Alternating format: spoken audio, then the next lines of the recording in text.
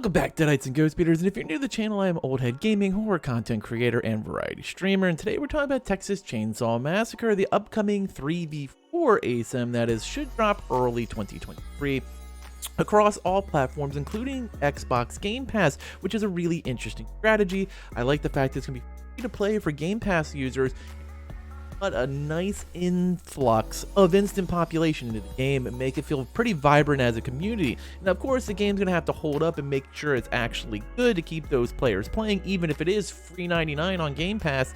And one of the things they've done is reach out to people that are really big in the community or really big in the actual TCM universe itself, like for example Henkel, who was the original writer of the original Texas Chainsaw Massacre.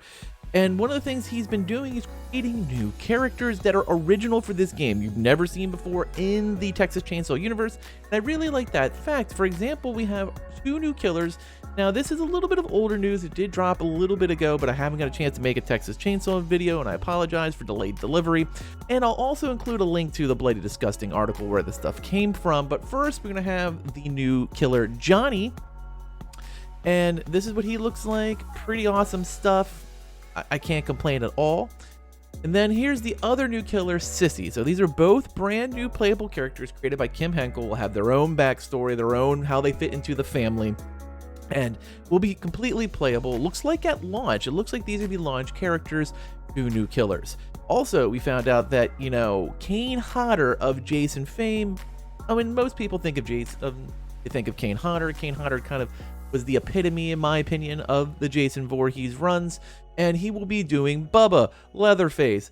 The Texas Chainsaw Massacre himself will be played by Kane Hodder. And I think this is really awesome that they grabbed a huge horror icon to, one, do the mocap for, and be able to play the chainsaw-wielding maniac.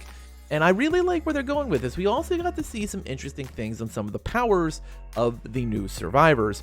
And let's break those down as well. So we got to see these interesting cards of basically the victims, as they're referring to. So you have the family and the victims. The first one is Anna, the second one is Julie, the third one is Sunny, the fourth one is Leland, and the final one is Connie. Those are the 5 that we know for fact. It's kind of like these trading cards of them, where they can actually see like their stats, whether they're higher in stealth, proficiency, strength, endurance, or toughness, or, you know, vice versa. So like for example, Anna is almost max toughness, but her proficiency is shit. And they all have their own interesting backstories and how they come across their tactics.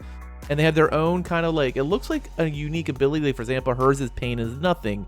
Julie's is ultimate escape, and which is not surprising because hers is highest stealth. For example, Sunny's is heightened sense, and his highest is endurance, followed by strength.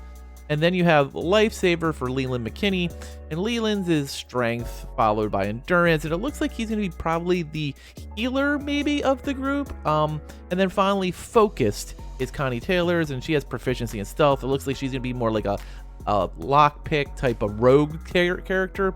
Like there's some very interesting things they're doing with this game, and it's a very great way to approach a actual media blitz. Now, unfortunately, we don't have a firm date yet. We're already in November. It's right around the corner to hit 2023, and kind of the same thing we have going on with Killer Clowns from Outer Space, where both of these games are supposed to drop in the early of 2023, probably Q1, maybe Q2, and they're really coming up with this very unique, very original, very well done media campaigns to start to enter into that hype. Now, I'm assuming we're probably going to see betas for both of these pretty shortly, and I'm pretty excited. Tell me, are you excited for Texas Chainsaw Massacre? This game you're going to be diving into? Or are you just going to be like, you know what, I have Game Pass, I'll give it a whirl, and if it sucks, it sucks, and if it's great, it's great, but I'm not too concerned about it. I want to hear everyone's thoughts on this. As always, thanks for watching, and later, mates.